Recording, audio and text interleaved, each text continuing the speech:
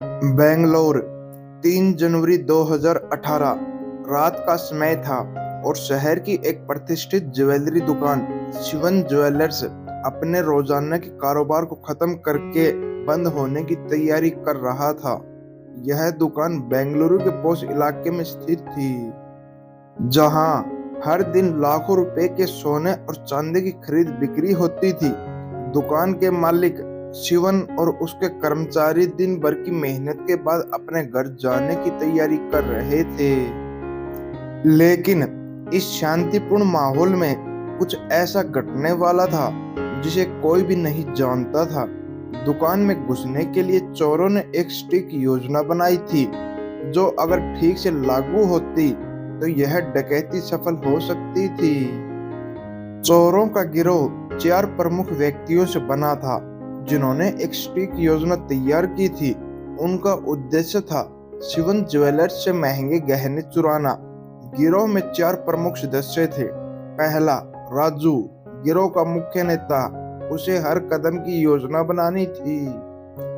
दूसरा, सुमित, अंदरूनी जानकारी रखने वाला, जो दुकान के अंदर की हर गतिविधि और सुरक्षा व्यवस्था से वाकिफ था। तीसरा, मुरली, गाड़ी और भागने की योजना बनाने वाला, उसकी जिम्मेदारी थी भागने के रास्ते को तैयार करना। चौथा, राहुल, निगरानी रखने वाला, वह घटनास्थल के बाहर निगरानी रखने और पुलिस के मूवमेंट पर नजर रखने का काम करता था। चोरों ने पहले ही अपनी योजना का पूरा खाका तैयार कर लिया था। सुमित ने घंटों दुकान में समय बिताया था।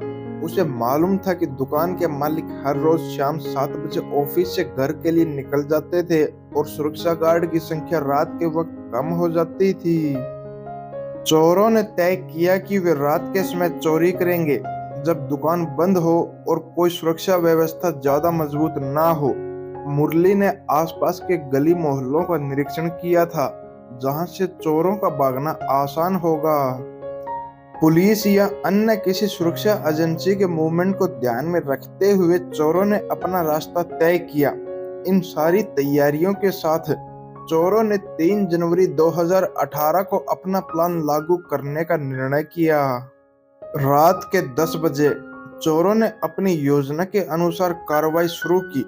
राजू और सुमित दुकान की छत पर चढ़ने के लिए सीढ़ी का इस्तेमाल कर रहे थे, जबकि मुरली और राहुल बाहर से निगरानी रख रहे थे। राजू और सुमित ने छत पर पहुंचकर दुकान के अंदर घुसने का रास्ता खोला। चोरों ने ध्यान रखा कि उनका कोई भी कदम किसी भी प्रकार से संदिग्ध न लगे। उन्होंने सटीक तरीके से छत की छानबीन की और दरवाजा तोड़ने के बाद अंदर घुस गए। एक बार अंदर घुसने के बाद चोरों ने जल्दी जल्दी महंगे गहनों को बैग में भर लिया। चोरों की योजना थी कि वे दुकान से बाहर निकलते ही भागकर अपनी गाड़ी में बैठ जाएंगे और फिर सुरक्षित रास्ते से फरार हो जाएंगे।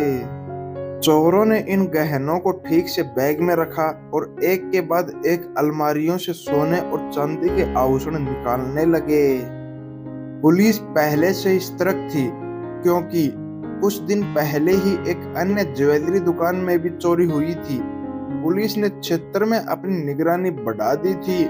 एक गश्ती पुलिस गाड़ी ने संयोगवश चोरी के दौरान उसी इलाके में प्रवेश किया। पुलिस की गाड़ी की उपस्थिति ने चोरों के मन में संकोच उत्पन्न किया।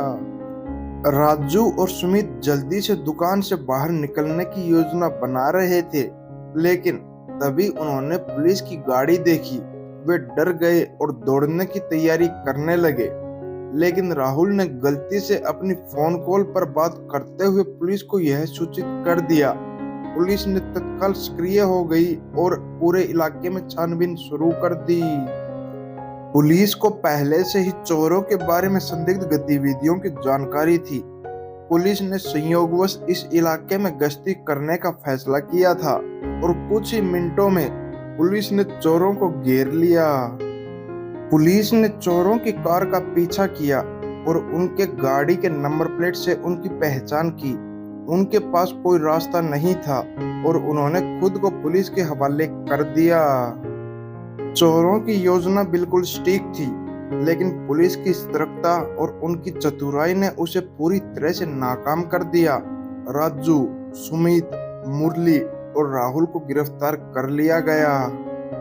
दोस्तों, यह घटना यह बताती कि कोई भी योजना चाहे कितनी भी सटीक क्यों न हो, अगर पुलिस चौकस हो तो अपराधियों के लिए भागना मुश्किल हो जाता है। इस घटना से यह भी समझ में आता है कि एक छोटी सी चूक, जैसे कि किसी फोन कॉल या पुलिस की गश्ती वाहन का देखना, किसी बड़ी योजना को नाकाम कर सकता है। यह हमें यह सिखाती कि कोई भी योजना केवल तभी सफल हो सकती है जब तक कि उसमें कोई चूक न हो। इस कहानी में डकैती की योजना तो सटीक थी, लेकिन पुलिस की तत्परता और सतर्कता ने इसे असफल कर दिया। पुलिस के द्वारा उठाए गए कदमों ने अपराधियों को पकड़ने में मदद की और एक बड़ी चोरी को नाकाम कर दिया। दोस्तों, अगर आपको यह कहानी पसंद आई हो तो वीडियो को लाइक करें और अपने दोस्तों के साथ शेयर करें। इस तरह की और रोमांचक और सच्ची अपराध की कहानियों के लिए हमारे चैनल को सब्सक्राइब करें। अगर आपने अभी तक सब्सक्राइब नहीं किया तो क्या इंतजार कर रहे हैं? हमारी हर नई कहानी का हिस्सा बने और जाने किस तरह से पुलिस की चतुराई और अपराधियों की गलतियां उन्हें पकड़ने का कारण बनती हैं। आपका समर्थन हमारी मेहनत को और भी मजबूत बनाता है, तो जल्दी से लाइक और शेयर करें और नीचे कमेंट में अपनी राय बताना न भूलें।